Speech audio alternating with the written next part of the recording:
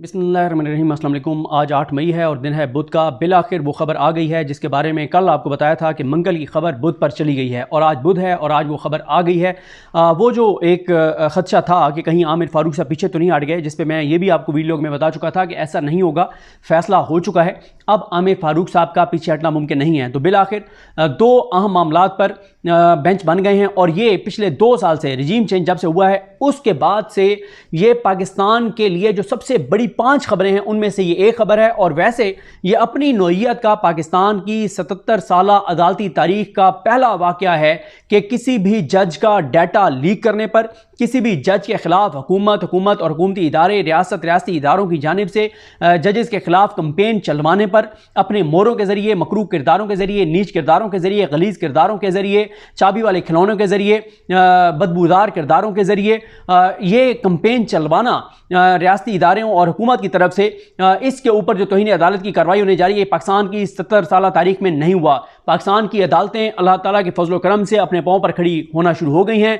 पाकिस्तान की अदालतें अपने पाँव पर खड़ी हो रही हैं। 6 अजीम जजेस जिनको पाकिस्तान की तारीख में हमेशा याद रखा जाएगा, जिनकी आने वाली नस्लों के भी लोग एहतराम करेंगे, रिस्पेक्ट करेंगे कि वो ये पहले 6 जजेस थे पाकिस्तान की अदालती तारीख में जो एक ऐसे वक्त पर खड़े हुए जब उस इदारे अदलिया का जो चीफ है वो क्या कर रहा है आपके सामने है, किस तरह कर रहा है वो आपके सामने है। इन जजेस को, इन 6 जजेस को जस्टिस आयशा मलिक साहबा के हवाले से बताया जाता है या अतर मिनल्ला साहब, इन्होंने फुल कोर्ट मीटिंग में इन 6 जजेस को हीरो कहा तो उस पर भी काजी साहब ऑफेंड हो गए और कहा कि कहाँ से हमारे हीरो हैं। और मुसरत हिलाली साहबा भी इनको ताने देती हैं बैठ के कि अगर ये नहीं दबाव बर्दाश्त कर सकते तो ओहदे छोड़ दें, सीटों से उठ जाएं, इस तरह की इनके बारे बातें। लेकिन ये जजेस, इन जजेस के खिलाफ क्या नहीं हुआ। टीवी पे इनके खिलाफ प्रोग्राम करवाए गए, सोशल मीडिया पे इनके खिलाफ कंपेन करवाई गई, फैमिलीज इनकी थ्रेट की गई, बेडरूम में कैमरे इनके लगाए गए, फैमिलीज इनके एक जज के बहनोई को उठाया गया, एक के वालिद को उठाया गया, क्या नहीं किया गया।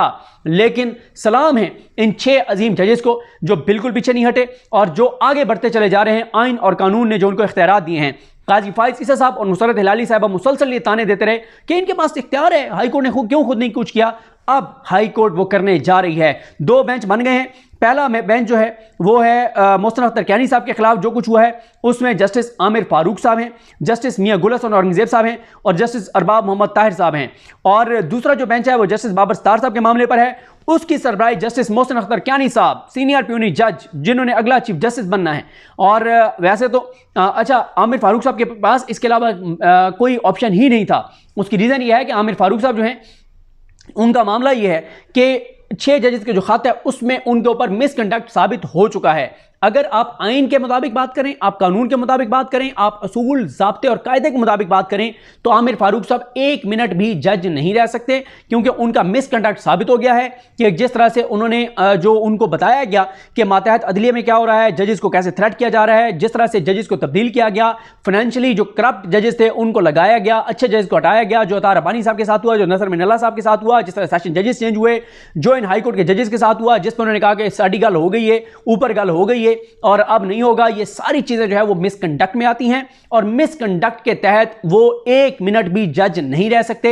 लेकिन क्योंकि ये मामला काजी फाइज ईसा साहब के हाथ में है, वो सुप्रीम जुडिशल काउंसिल के सरबराह हैं, तो जाहिर है वैसे सुप्रीम जुडिशल काउंसिल का ये इख्तियार है कि कोई भी चीज इस तरह की उनको पता चले वो सो मोटो ले सकते हैं। यहां तो 6 जज का खत मौजूद है जिसमें सारा मिसकंडक्ट की चीजें मौजूद हैं, लेकिन काजी फाइज ईसा साहब ने मट्टी पाओ पॉलिसी के तहत कोशिश की। पहले जजेस को अपने घर बुला लिया, वहां इनको ठंडा करने की कोशिश की, मट्टी पाओ पॉलिसी पे चले, फिर इन्होंने फुल कोर्ट मीटिंग में इन जजेस के खिलाफ बातें की और सारा मामला शहबाज शरीफ को मिलके और सारा कुछ इन 6 जज को हुकूमत के आगे डाल दिया और कहा कि जो इनके साथ करना है करो। और फिर जो 2 समातें हुई उनमें से जो पहली समात थी उसमें जो काजी फाइजा साहब हैं उनका जो कंडक्ट था हुकूमत के साथ और जो नरमी वाला बर्ताव था उसका नुकसान ये हुआ कि हुकूमत इनकरेज हुई, हुकूमती इदारे इनकरेज हुए और इतने इनकरेज हुए कि उन्होंने एक और मकरूह और नीच गलीज मकरूह किरदार के जरिए जो मोहसिन अख्तर कैनी साहब के खिलाफ एक कंपेन शुरू करवा दी। तो अब लेकिन ये अजीम जजेस, बहादुर जजेस, देखें ओहदे आनी जानी चीज़ हैं, लेकिन हमेशा तारीख में इनका नाम इज्जत से लिया जाएगा, एहतराम से लिया जाएगा और कहा जाएगा कि वाकई कोई जज थे, कोई अपने हलफ से वफा करने वाले थे और अपनी हालत से गद्दारी करने वाले नहीं थे, नीच मकरू गलीज किरदार नहीं थे। ये इन जजेस के बारे में हमेशा कहा जाएगा। ये जजेस कल को पीटीआई के खिलाफ सख्त से सख्त भी फैसला देंगे, इन पे कोई तनकीद नहीं होगी कि इनका फैसला गलत हो सकता है, लेकिन ये किरदार मकरूर नीच गलीज नहीं है। ये इनके बारे में हर कोई कहेगा और गवाही देगा। अब जो दूसरा बेंच है वो बाबर सत्तार साहब के जो मामले पर है, उसमें मोहसिन अख्तर कियानी साहब हैं, तारिक महमूद जहांगीरी साहब हैं और सरदार एजाज इसाक खान साहब हैं। और तारिक महमूद जहांगीरी साहब खुद भी विक्टिम, एक तरह से उनके घर से कैमरे निकले।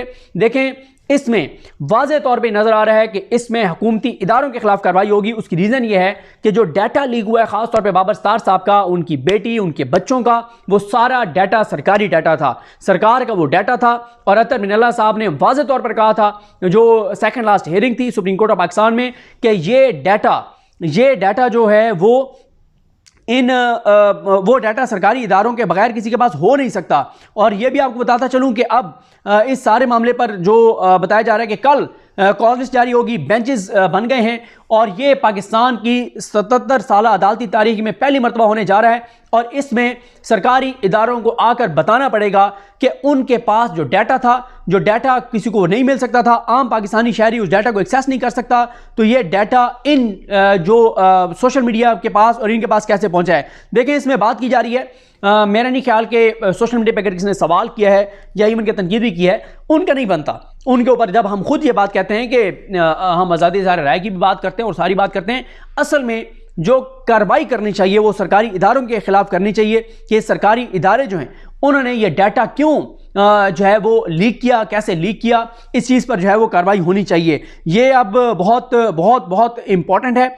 और इस सारे में जो सूरत हाल है वो बड़ा इंपॉर्टेंट है, क्योंकि इसकी रीज़न ये है कि ये जजेस जो हैं इनके खिलाफ बहुत कार्रवाइयाँ जारी थी। इन जजेस के ये डाटा लीक करने के बाद मीडिया पे इनके खिलाफ प्रोग्राम करवाए गए, सोशल मीडिया पे इनके खिलाफ कंपेन चलवाई गई, इनको डराने की कोशिश की गई। वो एक वो कौन सी खातून थी जिसने कोई खत भी लिख दिए थे, ये माह रमज़ान के आखिरी अशरे की बात है, और कोई खातून जिसने जो है वो ख़त भी लिखे थे जिसमें वो कोई केमिकल भी था और वो सारी चीज़ें थी, वो भी कोशिश की गई, इन जज को डराने की कोशिश की गई। और कहा तो ये भी जाता है कि जो एक सेशन जज अगवा हुए थे KPK में, वो भी बेसिकली इन जजेस को पैगाम था, और इन जजेस को पैगाम था कि जनाब जज फिर अगवा भी होने लग गए हैं तो देख लें अपना हिसाब किताब। बल्कि इस्लामाबाद हाई कोर्ट के एक जज जो हैं उनको एक अलर्ट भी भेजा गया, वो अपनी गाड़ी खुद ड्राइव करके आते हैं हाई कोर्ट में, तो उनको ये कहा गया कि आप अपनी गाड़ी खुद ड्राइव ना किया करें। उनको ये अलर्ट भी भेजा गया, उनको मुतनब्बे भी किया गया।